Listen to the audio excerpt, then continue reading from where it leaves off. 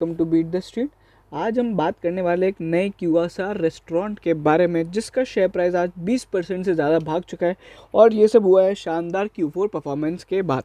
इस वीडियो में हम लोग जानेंगे उस कंपनी के बारे में, उसका करेंगे पूरा फंडामेंटल एनालिसिस और थोड़े बहुत फिनेंशियल्स को ढंग से समझेंगे और हम ये जानेंगे क्या वापस से क्वार्टर ऑन बेसिस पे आने वाले क्वार्टर में यहाँ पे कंपनी प्रॉफिटेबल बन गई है या फिर यहाँ पे कुछ और झमेला है, क्या सारी चीज़ें हैं इस स्टॉक के अंदर, आपको क्या करना चाहिए, बाय करे, सेल करे, होल्ड करे या फिर long term short term target क्या हो सकते हैं, और थोड़ा बहुत पीयर कंपैरिजन का एनालिसिस करेंगे, शेयर होल्डिंग पैटर्न में सारी चीज़ों को समझेंगे और बाकी सारी चीज़ों के बारे में आपको बताएंगे। अगर आप हमारे चैनल पे पहली बार आ रहे हैं तो हमारे चैनल को ज़रूर सब्सक्राइब करें और बेल आइकन को ज़रूर दबाएं और प्लीज़ प्लीज़ प्लीज़ हमें इंस्टाग्राम पे ज़रूर फॉलो करें। हम वहाँ पे बहुत सारे तरह तरह के रोज़ एक या दो यहाँ पे कम से कम इन्फोग्राफिक डालते हैं जो कि हम लोग कहीं और अपलोड नहीं करते। तो please follow us on Instagram, जिसका लिंक डिस्क्रिप्शन में। व्हाट्सएप कर सकते हैं किसी भी तरह की आपको क्वेरी है, और या फिर आप हमें यहाँ पे व्हाट्सएप ब्रॉडकास्ट भी जुड़ सकते हैं। चलिए अब हम बात करते हैं बारबेक्यू नेशन के बारे में। अगर आप देखोगे तो यहाँ पे 19% YoY राइज देखने को मिला है Q4 के अंदर। वहीं पे अगर आप देखोगे जो रेवेन्यू फ्रॉम ऑपरेशन है 226 करोड़ रुपीस रहा है। रिपोर्टेड EBITDA 128% से बढ़ा है विद मार्जिन 24.8%। ये मार्जिन पिछले साल से काफ़ी अच्छे हैं बट पिछले क्वार्टर से वीक है। 56 करोड़ के इस बार EBITDA रहा है। डिलीवरी रेवेन्यू अगर आप देखोगे 28 करोड़ रुपीज़ का रहा है, 471% अप है। अब डिलीवरी रेवेन्यू बेसिकली यहाँ पे जो बिजनेस अपना होम डिलीवरी वाला होता है वो है। सेम स्टोर सेल्स ग्रोथ जो है वो 20% की है। अच्छा, इसका मतलब क्या है कि मान लीजिए अगर बारबेक्यू नेशन की पिछली बार जो Q4 FY20 में अगर यहाँ पे 100 वो थे स्टोर्स थे और अभी Q4 FY21 में भी अगर 100 स्टोर होते तो उन 100 स्टोर से कितनी ग्रोथ आई है, मतलब अगर सेम नंबर ऑफ स्टोर्स होते तो यहाँ पे कितनी ग्रोथ आई है। तो ये बहुत ही इंपॉर्टेंट मैट्रिक है जिससे आपको पता पड़ेगा। ठीक है, तो क्या होता है ना कि अभी अगर कंपनी है ना ग्रोइंग है, अभी बारबेक्यू नेशन ग्रोइंग है, अगर उसने ज़्यादा स्टोर खोल दिए तो ऑब्वियस सी बात है यहाँ पे सेल्स आपको ग्रोथ देखते हुए मिलेगी। बट आपको अगर पर स्टोर यहाँ पे अगर ग्रोथ देखनी है, अगर सेम नंबर ऑफ स्टोर होते तो यहाँ पे सेम स्टोर सेल्स ग्रोथ देखना बहुत जरूरी होता है, जो कि हम लोग जनरली रिटेल कंपनीज में भी देखते हैं। चलिए, उसी के अलावा कंपनी ने यहाँ पे बहुत सारे डिजिटल एसेट्स वगैरह बनाई है और अगर आप देखोगे तो उनकी जो डिजिटल प्लेटफॉर्म से यहाँ पे जो रेवेन्यू है वो यहाँ पे 24% हो चुका है, और अगर आप देखोगे पिछली बार से 24% है। और डिलीवरी इनका यहाँ पे जो अगर आप देखोगे वो यहाँ पे 6 गुना हो चुका है। तो डिलीवरी ऑब्वियस सी बात है इस समय में यहाँ पे डिलीवरी रेवेन्यूज ज़्यादा होंगे। अच्छा, इनके जो बिजनेस है मैं आपको समझा देता हूँ। QSR रेस्टोरेंट जो होता है उसका मतलब क्या होता है, जो कि होता है क्विक सर्विस रेस्टोरेंट होता है। ठीक है, इनके थोड़े बहुत तरह तरह के रेस्टोरेंट्स है, बेसिकली इटालियन वगैरह और वो सारी चीज़ें होती है। और अभी क्या है, पेंडेमिक के कारण इन लोग ने होम डिलीवरी का भी बिजनेस चालू किया है। नंबर ऑफ रेस्टोरेंट्स कितने हैं इनके, तो लगभग यहाँ पे 147 या 170 के करीब है, जिसका एग्जैक्ट फिगर हम लोग आपको बता देंगे जब हम इन्वेस्टर प्रेजेंटेशन देखेंगे। तो चलिए, कंपनी के जो MD है उनका क्या कहना है और यहाँ पे CEO है उनका क्या कहना है उसके बारे में बात कर लेते हैं। तो अगर आप देखोगे तो दोनों ही जो CEO और MD है उनका फोकस यहाँ पे बेसिकली डिलीवरी सेगमेंट पे ज़्यादा है। ठीक है, क्योंकि उनको भी पता है आने वाले टाइम में रेस्टोरेंट बिजनेस इतना नहीं उठेगा बट यहाँ पे डिलीवरी सेगमेंट यहाँ पे उठेगा। ठीक है, और ये जो कंपनी का यहाँ पे जो ओवरऑल यहाँ पे टारगेट है कि जो डिलीवरी का जो रेवेन्यू है वो 2 गुना हो जाएगा अभी FY21 के रेवेन्यू से। वहीं पे कंपनी ने इस साल यहाँ पे इस क्वार्टर के अंदर 1 स्टोर खोला है और यहाँ पे नेक्स्ट पूरे साल के अंदर 20 नए स्टोर खोलने का यहाँ पे इन्हें प्लान बनाया है। अच्छा, कंपनी ने जो नया प्रोडक्ट लॉन्च किया था डिलीवरी सेगमेंट के लिए उसका नाम था बारबेक्यू इन अ बॉक्स। तो ये सारी चीज़ें ओवरऑल यहाँ पे कंपनी बोल रही है हम लोग स्ट्रॉन्ग कैश फ्लोज और यहाँ पे कॉस्ट ऑप्टिमाइजेशन पे फोकस करेंगे। चलिए, अब यहाँ पे थोड़ी बहुत यहाँ पे इन्वेस्टर प्रेजेंटेशन से चीज़ें जानते हैं और समझते हैं यहाँ पे क्या क्या चीज़ें हो रही है और यहाँ पे क्या क्या हो सकता है। अगर हम बात करें यहाँ पे जो इन्वेस्टर प्रेजेंटेशन है उसमें, तो यहाँ पे आपको बहुत सारी चीज़ें मिलेंगी। तो यहाँ पे अगर आप देखोगे जो रेवेन्यू रहा है वो यहाँ पे 18% से बढ़ा है। ठीक है, वहीं पे EBITDA 128% से बढ़ा है और डिलीवरी रेवेन्यू 471% से बढ़ा है। सेम स्टोर सेल्स ग्रोथ मैंने आपको बताया था 19% से बढ़ा है। रेस्टोरेंट का जो मार्जिन है अगर आप देखोगे ऑपरेटिंग मार्जिन वो 20.5% रहा है, और वहीं पे अगर आप देखोगे ओवरऑल यहाँ पे जो डिजिटल कॉन्ट्रीब्यूशन था वो 24% है। पूरे साल की अगर आप बात करो तो 25% का कॉन्ट्रीब्यूशन है और यहाँ पे जो मार्जिन है 8.8% का मार्जिन है। मतलब Q4 जो था ना वो बहुत ही बेहतरीन था पिछली बार से। और अगर आप देखोगे तो यहाँ पे जो पूरा ओवरऑल जो मार्जिन है ना, यहाँ पे अगर आप देखोगे 464 मार्जिन Q4 के अंदर आया, पूरे साल के अंदर यहाँ पे 445 मार्जिन है। मतलब कंपनी पहले लॉस में थी और एकदम से Q4 के अंदर यहाँ पे उसके अंदर आ गई है। और अच्छा, पूरे साल के लिए अगर आप सेम स्टोर सेल्स ग्रोथ देखते हो तो वो 44% से कम हुई है। डिलीवरी रेवेन्यू 770 रहा था, वो 195% से बढ़ा है। इबिटा मार्जिन इस बार 18.2 थे, बट यहाँ पे पूरे इस क्वार्टर के लिए 24.8 थे और वो सारी चीज़ें। तो यहाँ पे अगर आप देखोगे तो Q4 के अंदर ही बहुत ज़्यादा चेंजेस आए हैं। बाकी जो पूरा साल था ना वो खराब ही रहा है, जस्ट बिकॉज उसका सिंपल रीज़न है, अगर आप देखोगे तो यहाँ पे जो पूरा साल था उसमें लगभग 6 महीने तो लॉकडाउन के कारण ही प्रॉब्लम हो गई थी। तो ये सारी चीज़ें, अच्छा ये आप सेल्स ब्रिज देख सकते हो कैसे कैसे हुआ है। डाइन इन के कारण कितना % गेन हुआ है और यहाँ पे डिलीवरी के कारण कितना % हुआ है, और ओवरऑल यहाँ पे अगर आप देखोगे तो ये जो स्ट्रॉन्ग रिकवरी है अगर आप देख सकते हो तो ये है ना लास्ट ईयर से यहाँ पे कंपेयर करके बताइए वो कैसे है। ठीक है, उसी के बाद अगर आप देखते हो तो पूरे साल के लिए यहाँ पे कंपनी ने ग्रोथ बताया कि कैसे हुआ है। तो वहीं पे अगर आप देखोगे तो ये ओवरऑल यहाँ पे जो पिछले साल से अगर आप कंपेयर करते हो ना तो रेवेन्यू यहाँ पे 59% ही है। तो ये सारी चीज़ है। अच्छा, यहाँ पे अगर आप डिलीवरी ने केवल 6% यहाँ पे रेवेन्यू दिया है, और अगर आप देखोगे तो ओवरऑल रेवेन्यू है ना जो डिलीवरी से आता है वो यहाँ पे टोटल रेवेन्यू का बहुत ही कम पार्ट है, लगभग 25% ही यहाँ पे डिलीवरी रेवेन्यू से आता है। जो कंपनी बोल रही है 285 मिलियन से लगभग यहाँ पे 550 मिलियन हो जाएगा, जो सारी चीज़ें चल रही है। अच्छा, डाइन इन ऑफरिंग्स और डिलीवरी ऑफरिंग्स कंपनी के प्रोडक्ट्स और वेबसाइट्स है जहाँ पे ये सब चीज़ें होती है। रेस्टोरेंट का नेटवर्क अगर आप देखोगे ओवरऑल यहाँ पे 164 नेटवर्क्स है। यहाँ पे अगर आप देखोगे FY21 के लिए 3 यहाँ पे आउटलेट खोले गए थे और यहाँ पे 3 को बंद किया गया था। रेस्टोरेंट कंपोजिशन 147 इंडिया के अंदर है, 11 इटली में, 6 इंटरनेशनल है। वहीं पर अगर आप देखोगे कंपनी ने थोड़ी बहुत अपनी डिजिटल ऐप्स वगैरह बनाई है, loyalty programme, BBQ online ordering वगैरह, और यहाँ पे BBQ ऐप है, कोविड-19 रिलेटेड वो सारी चीज़ें। अच्छा, ये एक बहुत ही इंपॉर्टेंट चार्ट है जो आप यहाँ पे देख सकते हो। ये पूरे 4 क्वार्टर के अंदर हर महीने जो कंपनी ने जो ग्रोथ देखी है ना वो यहाँ पे बताया है। सबसे पहले यहाँ पे कंपनी ने बताया कि Q1 के अंदर कितने यहाँ पे हम लोग ने हर महीने अगर आप देखोगे तो यहाँ पे हर महीने कैसे कैसे ग्रोथ देखने को मिली है पिछले महीने से, पिछले साल से। तो यहाँ पे कितने रेस्टोरेंट्स खुलते गए बार बार धीरे धीरे, है ना, जैसे धीरे धीरे यहाँ पे सारे रेस्टोरेंट खुलते गए और वो सारी चीज़ें हुई है। अगर आप देखोगे तो यहाँ पे अभी अगर मार्च 21 के महीने में एक रेस्टोरेंट बंद हो गया है ना, तो वो सारी चीज़ें, और यहाँ पे अगर आप देखोगे तो ये सारी ग्रोथ है। तो आप ये देख सकते हो कि ग्रोथ यहाँ पे धीरे धीरे बढ़ रही थी, बट यहाँ पे एक इंपॉर्टेंट बात है कि वापस यहाँ पे ओवरऑल प्रॉब्लम आ गई है, इम्पैक्ट ऑफ सेकंड वेव के कारण हो रहा है। ठीक है, और वो सारी चीज़ें हो रही है। तो ये डाइन इन वगैरह का कंपनी ने बताया कि कैसे कैसे हमारे ना पिछले साल धीरे धीरे यहाँ पे रेस्टोरेंट्स खुलते रहे। और वहीं पर आप क्वार्टरली परफॉर्मेंस देखोगे तो ऑब्वियस सी बात है Q3 और Q4 से या फिर कोई भी क्वार्टर से यहाँ पे जो Q4 की परफॉर्मेंस है वो बेहतर रहेगी। बट यहाँ पे जैसे अभी लॉकडाउन हुआ है महाराष्ट्र में, इनके मेनली सबसे ज़्यादा रेस्टोरेंट्स है, तो यहाँ पे क्या प्रॉब्लम होगी ना कि Q1 के जो रिजल्ट्स आने वाले हैं वो खराब रहेंगे Q4 से, और काफ़ी खराब हो सकते हैं। ग्रॉस प्रॉफिट मार्जिन वगैरह अगर आप देखोगे तो बढ़ता हुआ दिखाई दिया है। ओवरऑल कंपनी ने काफ़ी बेहतरीन परफॉर्मेंस दी है। अच्छा, फिनेंशियल्स की अगर आप बात करते हो तो यहाँ पे फिनेंशियल्स में भी आप देखोगे तो सभी तरह की यहाँ पे जो ग्रोथ है वो यहाँ पे आप देख सकते हो। क्वार्टरली बेसिस पे जैसे मैंने बताया था मार्जिन इस बार कम रहे हैं, बट यहाँ पे अगर आप देखोगे तो रेवेन्यू भी यहाँ पे थोड़ा बहुत बढ़ा है और वो सारी चीज़ें। अच्छा, 106 मिलियन क्या है, ये बेसिकली है ना कंपनी के जो लीज जो पेमेंट करना होता है ना, वो इस बार यहाँ पे कंपनी के जो लीज होल्डर्स है उन्होंने थोड़ा बहुत लीज माफ़ कर दिया, उसके कारण ये सारी चीज़ें हो रही है। फिनेंस कॉस्ट वगैरह वो कंपनी ने बताया 186 मिलियन में दे रखी है।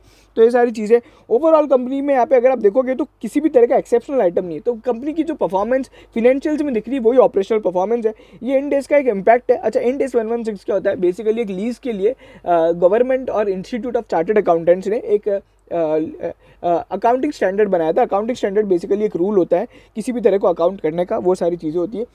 ठीक है, आने वाले टाइम में क्या है, डिलीवरी जो डाइन इन बिजनेस है उसके कारण थोड़ा बहुत प्रॉब्लम रहेगी, बट यहाँ पे डिलीवरी बिजनेस पे ये लोग ग्रोथ करेंगे। 20 रेस्टोरेंट यहाँ पे ऐड करने का टारगेट है, जो FY22 का आउटलुक मैंने बताया। ये सारी चीज़ें थी। और बाकी अगर आप देखोगे फिनेंशियल्स में यहाँ पे जो मेरे को सबसे अच्छी लगती है वो इंपॉर्टेंट और मैं मानता हूँ वो होता है बैलेंस शीट। अच्छा, कैश फ्लो फ्रॉम ऑपरेशंस भी हम लोग देखेंगे जो हमको पता पड़ेगा। अगर आप देखते हो तो ये अपना consolidated cash flow from operations है, जो अगर आप देखोगे इस बार जो कैश इन कैश अगर आप देखोगे नेट कैश फ्लो जो अगर आप देखोगे तो यहाँ पे 1700 मिलियन का रहा है, जो इस बार कैश फ्लो पॉजिटिव हो गई है। बट यहाँ पे अगर आप ऑपरेटिंग कैश फ्लोज के लिए भी देखोगे तो कंपनी का थोड़ा बहुत प्रॉब्लमेटिक ही रहा है। यहाँ पे अगर आप देखोगे तो कैश फ्लोज यहाँ पे बहुत ज़्यादा पिछले साल से अफेक्ट हो गए, 1810 मिलियन से केवल 679 मिलियन हो गए। दो यहाँ पे कंपनी का इतना ओवरऑल रेवेन्यू कम नहीं हुआ है, बट यहाँ पे कंपनी की कैश जनरेशन थोड़ी कम हुई है। और वहीं पे कंपनी को कितना प्रोसीड मिला था, तो वो यहाँ पे आप देख सकते हो लगभग 146 करोड़ रुपीज़ यहाँ पे इक्विटी शेयर से मिला था। इसका कंपनी ने क्या क्या किया है अगर आप देखोगे तो पेंडिंग अलॉटमेंट, अगर आप देखोगे share application money pending allotment अगर आप देखोगे 994 मिलियन पड़ा हुआ है। अच्छा, थोड़ी बहुत कंपनी ने अपनी बोरिंग्स चुकाई है, 916 रुपीज़ की बोरिंग्स को चुकाया है। और वहीं पे अगर आप देखोगे तो 186 की बोरिंग्स भी ली है। अगर आप देखोगे थोड़ी बहुत यहाँ पे कैपेक्स वगैरह भी किया है, तो वो 143 मिलियन का यहाँ पे कंपनी ने कैपेक्स किया है। बट कंपनी ने यहाँ पे आश्चर्यचकित की बात यह है कि किसी भी तरह की डिटेल नहीं बताई कि हमने जो आईपीओ से पैसा उठाया था उसमें अभी कितना रुपए बाकी है यहाँ पे इन्वेस्ट करना और ऑब्जेक्टेड यूज़ को क्या करना, बस कंपनी ने सिंपली डिस्क्लोज कर दिया है। ऑब्वियस सी बात है, लॉकडाउन और ये सारी चीज़ों के कारण इनकी यहाँ पे ओवरऑल लाइबिलिटीज़ पिछले साल से बढ़ी है, बट यहाँ पे अच्छी बात है कि करंट लाइबिलिटीज़ कम हो गई है। अगर आप देखोगे तो ये सारी आईपीओ के कारण हुआ है। और यहाँ पे मेजरली अगर आप देखोगे तो ये 59 मिलियन से कैसे यहाँ पे कंपनी का जो अगर आप देखोगे नेट वर्थ एकदम से बढ़ गया, इसके पीछे सिंपल सा रीज़न है कंपनी का यहाँ पे जो वो आया था बेसिकली जो इक्विटी शेयर इशू आया था, तो उसके कारण यहाँ पे एकदम से यहाँ पे कंपनी का ये बढ़ गया है नेटवर्क। ओवरऑल बाकी अगर आप देखोगे तो असेट्स वगैरह के अंदर यहाँ पे ठीक ठाक चेंजेस हैं एंड ओवरऑल यहाँ पे जो बैलेंस शीट में कोई प्रॉब्लम नहीं है। बाकी अगर आप देखोगे एक्सेप्शनल आइटम्स यहाँ पे कुछ है नहीं। FY21 में एक ही एक्सेप्शनल आइटम था, वो लगभग जो था करीबन एक बताया था कंपनी ने, वो इनके जो इनका एक जो इटली में रेस्टोरेंट है ना, उसके कारण यहाँ पे इम्पेयरमेंट वगैरह बुक किया है, तो वो सारी चीज़ें। बाकी आप यहाँ पे परफॉर्मेंस देख सकते हो, मैं ऑलरेडी सारी चीज़ें यहाँ पे डिस्कस करी है और यहाँ पे जो परफॉर्मेंस है वो एकदम सेटिस्फैक्ट्री है। बट यहाँ पे अब आ जाते हम लोग बात करते हैं कि इसमें आपको क्या करना चाहिए और कैसे यहाँ पे सारी चीज़ें होंगी। थोड़ा बहुत टेक्निकल भी समझ लेते हैं कि यहाँ पे अगर अभी कोई वॉल्यूम्स वगैरह बन रहे हैं क्या, तो वो भी जान लेते हैं। सबसे पहले शेयर होल्डिंग पैटर्न की बात करोगे तो शेयर होल्डिंग पैटर्न बता देता हूँ आपको। अच्छा, कंपनी ने अभी तक यहाँ पे कोई स्क्रीनर पे कोई शेयर होल्डिंग पैटर्न अपडेटेड नहीं है, हम लोग देख लेते हैं। अच्छा, इंपॉर्टेंट बात ये है कि है ना, मैं जो बताना चाह रहा था, यहाँ पे अगर आप देखोगे तो नेटवर्थ यहाँ पे कंपनी की हर बार यहाँ पे कम होती हुई दिखाई दी है, ठीक है ना। 133 करोड़ की थी, फिर 118 हुई, फिर बिल्कुल 8 नेगेटिव चली गई थी, अब एकदम से 227 करोड़ की यहाँ पे नेटवर्थ हो गई। और वहीं पर अगर आप देखोगे कंपनी बहुत टाइम से यहाँ पे मार्च 2018 से यहाँ पे अगर आप देखोगे तो कंपनी लॉस में रही है। केवल दो ही यहाँ पे अगर आप देखोगे तो साल थे जहाँ पे कंपनी प्रॉफिट में थी, और इवन मार्च 21 में भी कंपनी लॉस में, और जो अभी लॉस है वो सबसे ज़्यादा लॉस है, 90 करोड़ रुपीज़ का लॉस है, जो कि बहुत ही एक्सेप्शनल ईयर था। उसके अलावा अगर आप इसको किसी भी पीयर से कंपेयर करते हो तो यहाँ पर अगर आप देखोगे जो इनका मेजर पीयर है वो बेसिकली अपना जो डोमिनोज और ये पिज़्ज़ा हट वाले जो रेस्टोरेंट है उनसे यहाँ पे अगर आप देखते हो तो इसमें जो अगर आप देखोगे तो जो जुबिलिएंट फूड वर्क्स है वही है कि यहाँ पे प्रॉफिटेबल बिजनेस में जो भी 140 के पी के साथ यहाँ पे ट्रेड करती है। बट वहीं पे अगर आप देखोगे बारबेक्यू नेशन के अलावा बर्गर किंग या फिर वेस्ट लाइफ डेवलपमेंट वगैरह, ये पूरी की पूरी इंडस्ट्री लॉस मेकिंग है। यहाँ पे इनमें सभी में लॉस देखने को मिला है, ठीक है। वो सारी चीज़ें थी। अगर आप यहाँ पे देखते हो ये अभी जो प्राइस अर्निंग रेशो वगैरह अगर आपको देखना है तो यहाँ पे प्राइस अर्निंग रेशो तो रहेगा नहीं, बिकॉज ऑफ यहाँ पे कंपनी लॉस में है। EV टू EBITDA रेशो 30 है, जो कि बहुत हाई है, और प्राइस टू बुक वैल्यू भी अगर आप देखोगे तो 9.82 है। अब हम आ जाते हैं यहाँ पे थोड़ा बहुत टेक्निकल एनालिसिस जान लेते हैं। तो यहाँ पे अगर आप देखोगे ना तो एकदम से ये ब्रेकआउट देखने को मिला है, ठीक है। एकदम से यहाँ पे अगर आप देखोगे ये इस लेवल पे ये एक बहुत मेजर सपोर्ट था, ठीक है। ये जो यहाँ पे बन रहा था ना, ये 640 और ये वाली जो रेंज थी ना, ये एक बहुत ही लॉन्ग सपोर्ट था और लॉन्ग रेजिस्टेंस था, जिसको यहाँ पे कंपनी ने आज क्रॉस किया है, ठीक है। और अब ये हमारे लिए अब ये रेजिस्टेंस अब हमारे लिए सपोर्ट लेवल बन चुका है। अगर आप समझोगे तो मैं यहाँ पे थोड़ा और चार्ट को अगर गौर करूँगा तो यहाँ पे अभी जो यहाँ पे एक रेजिस्टेंस है, ऊपर में जो एक रेजिस्टेंस है वो 840 और 800 रुपये का रेजिस्टेंस है, जो कि इनका ऑल टाइम हाई भी है, और वो उस रेजिस्टेंस को आज क्रॉस नहीं कर पाया। अगर आप देखोगे तो यहाँ से थोड़ा बहुत यहाँ पे बेयरिश पैटर्न भी बनाया जा रहा है, शॉर्ट टर्म के लिए बेयरिश एकदम से जोन वापस आ रहा है। अगर आप देखोगे लगातार अपनी ऊपरी आई से स्टॉक टूटता आ रहा है, ठीक है। अभी ओवरऑल यहाँ पे स्टॉक में क्या करना चाहिए, तो मैं आपको सिंपल सी चीज़ बताता हूँ। देखो, मीडियम टर्म लॉन्ग टर्म यहाँ पे जो भी इन्वेस्टर है, जिनको भी यहाँ पे एक बार यहाँ पे प्रॉफिट दिख रहा है, तो इस स्टॉक में अपना प्रॉफिट बुक कर ले, ठीक है। यहाँ पे अभी यहाँ पे क्या है, Q4 एक ही क्वार्टर है जो अच्छा आ गया है, आने वाला क्वार्टर तो खराब है, ये आपको सभी को पता है। बट यहाँ पे जैसे ही लॉकडाउन खुलता है तो इसमें एक अच्छी खासी वापस रैली आपको देखने को मिल सकती है।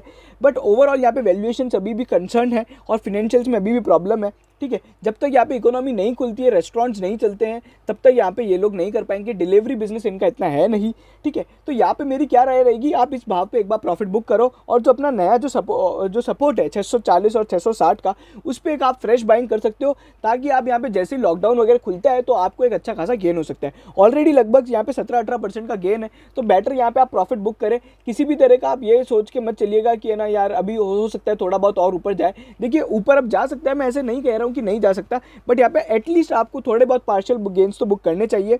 और वहीं पे अगर आप देखोगे तो मैंने आपको सपोर्ट और वो सारी चीज़ें बता दी है क्या करना चाहिए मीडियम टर्म, लॉन्ग टर्म और शॉर्ट टर्म इन्वेस्टर्स को। चलिए शेयर होल्डिंग पैटर्न के बारे में थोड़ा बहुत जान लेते हैं। आपको बता देता हूँ कि शेयर होल्डिंग पैटर्न में क्या क्या चेंजेस हैं। अगर यहाँ पे share holding pattern generally company ने डिस्क्लोज किया ही होगा तो हम वो भी देख लेते हैं। तो शेयर होल्डिंग पैटर्न में क्या क्या धमाल हो रहा है वो यहाँ पे देखना बहुत ज़रूरी होता है। चलिए ये रहा यहाँ पे क्लोजर। अभी अगर आप देखोगे तो लेटेस्ट शेयर होल्डिंग पैटर्न जो डिस्क्लोज किया है 5 अप्रैल के लिए किया गया है। चलिए इसको अगर आप देखोगे तो प्रमोटर का जो स्टेक है यहाँ पे 35% है। और वहीं पे अगर हम देखेंगे पब्लिक शेयर होल्डिंग में जो स्टेक है बेसिकली वो यहाँ पे अगर आप देखोगे तो सबसे बड़ा यूटीआई फ्लेक्सी कैप फंड है जिसने यहाँ पे स्टेक ले रखा है। अगर आप देखोगे उसका 1.58% का स्टेक है। फिर 4.23 का एक यहाँ पे बाहर के एक एआईएफ है उसने लिया है। फॉरेन पोर्टफोलियो के अंदर मेजर स्टेक कुछ है नहीं, बैंक एलआईसी बैंक्स वगैरह में कुछ है नहीं, और इंश्योरेंस कंपनीज में यहाँ पे एचडीएफसी का स्टेक है। बाकी यहाँ पे अदर यहाँ पे जो एंटिटीज़ हैं थोड़ी बहुत बॉडी कॉर्पोरेट वगैरह है जिनको आप यहाँ पे देख सकते हो, जिसमें से ओवरसीज़ कॉर्पोरेट बॉडीज़ जो है वो यहाँ पे करीबन 19% स्टेक रख के बैठी है और वो सारी चीज़ें। और जुबलियंट फूडवर्क का भी यहाँ पे स्टेक है। और मैं आपको बता दूँ जुबलियंट फूडवर्क को यहाँ पे ये जो स्टेक दिया गया था ना 250 रुपये में दिया गया था, इसके बारे में हम लोग ने ऑलरेडी बताया था कि यहाँ पे आईपीओ से 2 महीने पहले यहाँ पे कंपनी ने ना जो अपने पुराने लोग हैं, जो पुराने शेयर होल्डर्स हैं, उनको 250 रुपये में स्टेक दिया था, जो कि बेसिकली बड़े लोग और प्रमोटर्स वगैरह थे। ठीक है, तो 250 रुपये में स्टेक दिया था और खुद आईपीओ लेके आए थे, लगभग 550 या 500 पे लाए थे। तो वो सारी चीज़ें थी। और वहीं पे अगर आप देखोगे प्लूटस वेल्थ मैनेजमेंट का भी स्टेक है यहाँ पे लगभग 3% का। तो ये सारी चीज़ें हैं। ओवरऑल यहाँ पे आप देखोगे तो कंसर्न्स हैं, बट यहाँ पे थोड़ी बहुत एक साइन ऑफ रिकवरी दिख रही है। तो यहाँ पे बाय ऑन डिप्स के लिए बहुत ही अच्छा कैंडिडेट होगा, बट बाय ऑन डिप्स तभी कर पाओगे जब आप यहाँ पे एक बार अच्छा खासा प्रॉफिट बुक कर लो। तो ये सारी मेरी राय थी। अगर आपको पसंद आया इतना डिटेल्ड एनालिसिस, स्टॉक टिप्स और स्टॉक एनालिसिस, चैनल को सब्सक्राइब करें, बेल आइकन ज़रूर दबाएं और यहाँ पे हमें इंस्टाग्राम में ज़रूर फॉलो करें। किसी भी तरह की अगर आपको क्वेरी है तो आप व्हाट्सएप कर सकते हैं और आप हमारे टेलीग्राम चैनल से जुड़ सकते हैं, जहाँ पे सभी तरह की स्टॉक मार्केट की खबरें ऑटोमेटेड फीड के थ्रू आती है। और यहाँ पे सभी brokerage reports, con call update वहाँ पे आपको मिल जाएगी। कोई भी बड़ा चैनल हो, चाहे CNBC हो, चाहे TV18 हो, मनी कंट्रोल हो, सभी यहाँ पे चीज़ें मिल जाएगी। चलिए okay, thank you so much.